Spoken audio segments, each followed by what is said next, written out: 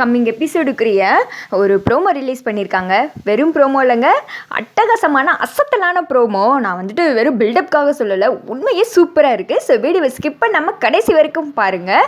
First சீனில் வந்துட்டு தீபா அவங்க ஃபேமிலி எல்லோரும் பேசிகிட்டு இருக்காங்க இல்லையா, அந்த சீன் தான் காமிச்சிட்டு இருக்காங்க. உனக்காக கோவிலில் வேண்டி தீர்த்து கொண்டு வந்திருக்கோம்லம்மா, இந்தா குடி அப்படின்னு சொல்ல, கார்த்தி தான் வந்துட்டு பாடுறதுக்கு முன்னாடி எதுவுமே குடிக்க வேணாம் அப்படின்னு சொல்லியிருப்பார் இல்லையா. தீபா எனக்கு கார்த்தி பேச்சை கேட்டிருக்காங்க, ஸோ அதனால் இதையும் அந்த பக்கம் தட்டி விடு அப்படின்னு சொல்லிட்டு தீர்த்தத்தை வாங்கி குடிச்சிடுறாங்க. நீ பாட போகிறத நினச்சி எங்களுக்கு ரொம்ப சந்தோஷம் அப்படின்னு சொல்லிக்கிட்டு இருக்க, தீபா குடிச்சு முடிச்சதுமே அவங்களுக்கு லைட்டாக ஒரு மாதிரி தான் இருக்குது. ஒரு வேளை வந்துட்டு காலையிலேருந்து எதுவும் சாப்பிடாமல் இருக்கிறதுனால இப்படி இருக்கு போல அப்படின்னு சொல்லிட்டு தீபா வந்துட்டு அவங்களே மேனேஜ் பண்ணிட்டு உட்காந்துட்டு இருக்காங்க. எல்லாருமே வந்துட்டு தீபா பற்றி புகழ்ந்து பேசிகிட்டு இருக்காங்க. ஊருக்காரங்களே அப்படி பேசுகிறாங்கம்மா இப்படி பேசுகிறாங்கம்மா, எங்களுக்கு ரொம்ப சந்தோஷமாக இருக்குது அப்படின்னு சொல்லி பேசிகிட்டு இருக்க, அந்த இடத்துக்கு கார்த்தி வராங்க.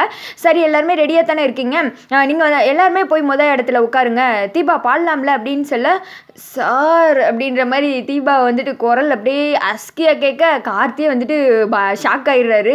என்னடா இது அப்படின்னு சொல்லிட்டு பக்கத்தில் வந்து பார்த்தா, சார் என்னால் முடியல, ஒரு மாதிரி மயக்கமாக வர்ற மாதிரி இருக்குது அப்படின்னு சொல்லிட்டு தீபா சொல்கிறாங்க. வீட்டில் இருக்கிற மற்ற எல்லாருமே வந்துட்டு பயந்துடுறாங்க.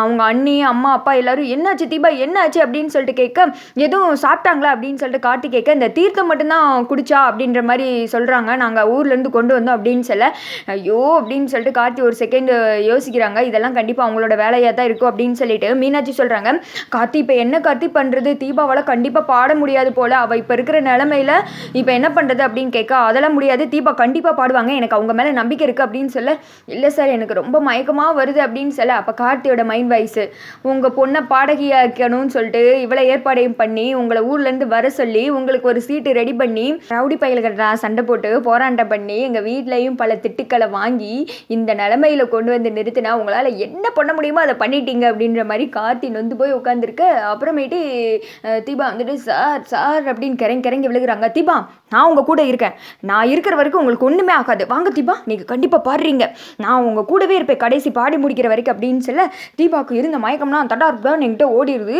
திருட்டுன்னு வந்துட்டு ஸ்ட்ரைட் ஆகிடுறாங்க, அதாவது மயக்கமே இல்லாத தீபாவாக மாறிடுறாங்க. இது என்னடா மேஜிக்கு, அப்போது நம்ம ஹஸ்பண்ட்ஸ் எப்படி பேச சொல்லணுமோ அப்படின்ற மாதிரி இருக்குது.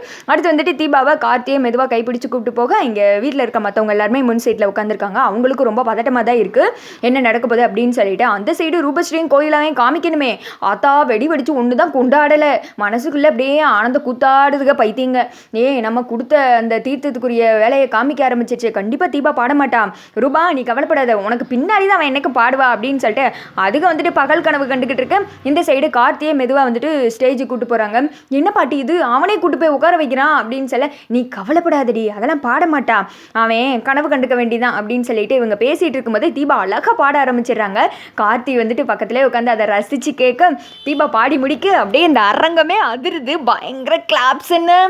தீபா வந்துட்டு ரொம்ப சந்தோஷப்படுறாங்க. அப்புறம் மேடம் உங்களோட ஆட்டோகிராஃப் கொடுங்க அப்படின்னு சொல்ல, தீபா வஞ்சி வந்து எல்லாருக்குமே ஆட்டோகிராஃப் போட்டுட்டு இருக்காங்க.